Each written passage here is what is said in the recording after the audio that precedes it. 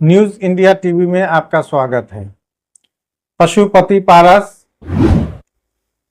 NDA से नाराज होकर आज घोषणा कर दी है उन्होंने कि हम लोकसभा 2024 का चुनाव नहीं लड़ेंगे। हालांकि उनकी पार्टी राष्ट्रीय लोक जनशक्ति पार्टी एनडीए के साथ रहेगी और एनडीए गठबंधन में ही रहेगी, लेकिन उन्होंने अपना दावा हाजीपुर से छोड़ दिया है।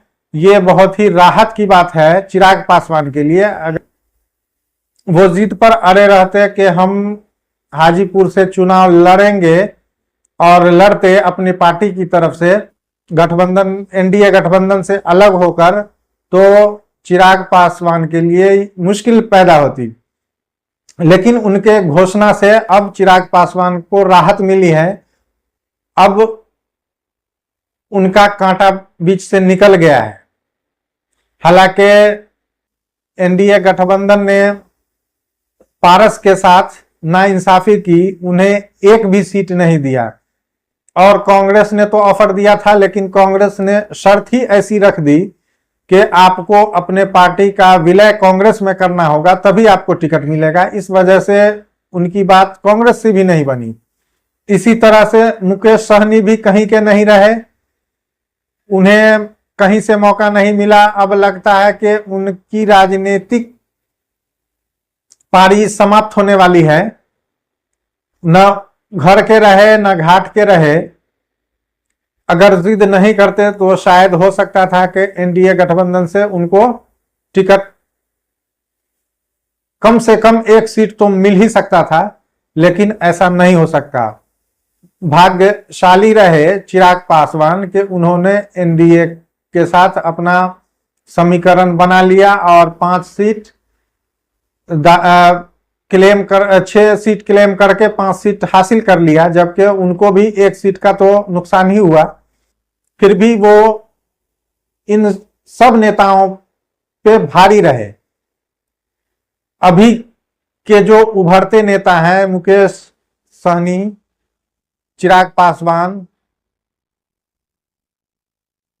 के अलावा और कई नेता हैं, उन सब पर भारी पड़े चिराग पासवान ही। 5 सीट मिला था चिराग पासवान की पार्टी लोक जनशक्ति पार्टी रामविलास को, जिसमें 2 सीटों पर तो पहले ही उम्मीदवार की घोषणा कर दी थी कि हाजीपुर से खुद चिराग पासवान चुनाव लड़ेंगे और जमुई से उनके बहनोई अरुण भारती चुनाव लड़ेंगे। 3 सीटों पर उम्मीदवारों की घोषणा नहीं की गई थी और इस पर सस्पेंस कायम था कि किसको टिकट मिलेगा और किसको नहीं मिलेगा। मतलब क्या जो पुराने सांसद हैं, जो पार्टी के टूटने के बाद पशुपति पारस के पक्ष में चले गए थे, उनमें से भी किसी को टिकट दिया जा सकता है। लेकिन अब वो सस्पेंस चिराग पासवान ने खत्म करते हुए 5 सीटों पर उम्मीदवार की घोषणा कर दी है। 3 सीट खगड़िया, वैशाली और समस्तीपुर। वैशाली से वीणा देवी को ही टिकट दिया गया है। पार्टी टूटने के समय वीणा देवी भी पारस गुट में ही चली गई थी, लेकिन पिछले साल ही वो फिर वापस आ गई चिराग पासवान के गुट में और लोक जनशक्ति पार्टी रामविलास को फिर से ज्वाइन कर लिया। इस वजह से इस बार उनको फिर से टिकट मिल गया है।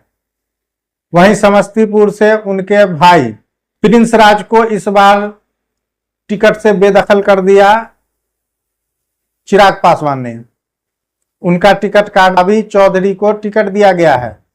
बता दें कि संभावी चौधरी पूर्व आईपीएस कुणाल किशोर की बहू है। इसके अलावा जेडीयू नेता और नीतीश कुमार की सरकार में मंत्री अशोक चौधरी की बेटी है। इन्हें इस बार समस्तीपुर से चिराग पासवान ने टिकट दिया है। ये लोक जनशक्ति पार्टी रामविलास से समस्तीपुर से उम्मीदवार होंगी। उसी तरह से खगड़िया से इस बार महबूब अली कैसर को टिकट नहीं मिला, क्योंकि वो पार्टी टूटने के समय पारस गुट में चले गए थे और फिर चिराग पासवान के गुट में भी वापस नहीं आए। यही वजह है कि उनको टिकट नहीं दिया गया। वहां से राजेश वर्मा को मौका मिला है। इस बार खगड़िया से राजेश वर्मा एलजेपी के टिकट पर चुनाव लड़ेंगे।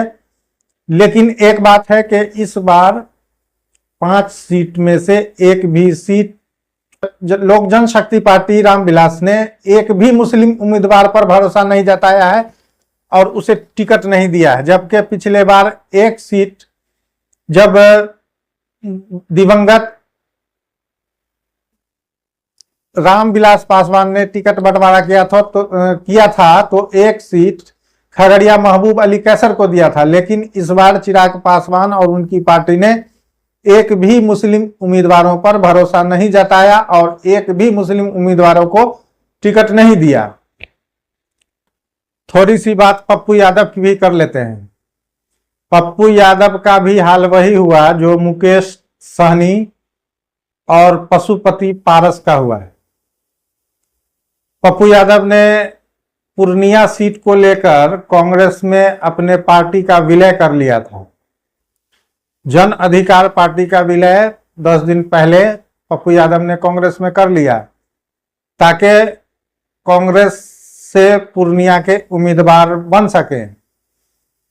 लेकिन जैसे ही आरजेडी ने वहां भारती को उम्मीदवार बनाया तभी से उनका समीकरण बिगड़ गया। जबकि इससे पहले उन्होंने कई बार ये घोषणा कर दी थी कि हम चुनाव पूर्णिया से लड़ेंगे ही, पूर्णिया मेरी मां है और हम जान दे देंगे लेकिन पूर्णिया नहीं छोड़ेंगे। अब उन्होंने 2 अप्रैल को नॉमिनेशन करने की बात कही है। उन्होंने ऐलान कर दिया है कि हम 2 अप्रैल को पूर्णिया से नॉमिनेशन करेंगे। कांग्रेस पार्टी की तरफ से सख्त प्रतिक्रिया आई है और ऐसा लग रहा है कि अब पप्पू यादव को कांग्रेस पार्टी निष्कासित कर देगी।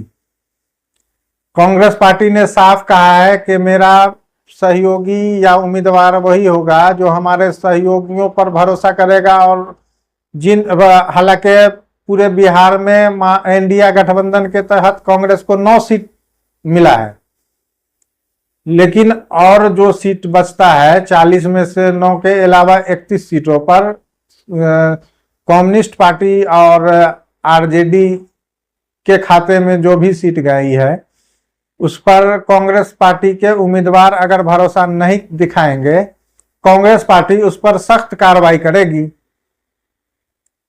अगर ऐसा हुआ तो हो सकता है कि पप्पू यादव कांग्रेस से निष्कासित कर दिए जाएं और फिर वो अपने पार्टी को दोबारा से मजबूत करें और अपने पार्टी को एक्टिव करें पूरे बिहार में। देखना है कि अब आगे होता क्या है।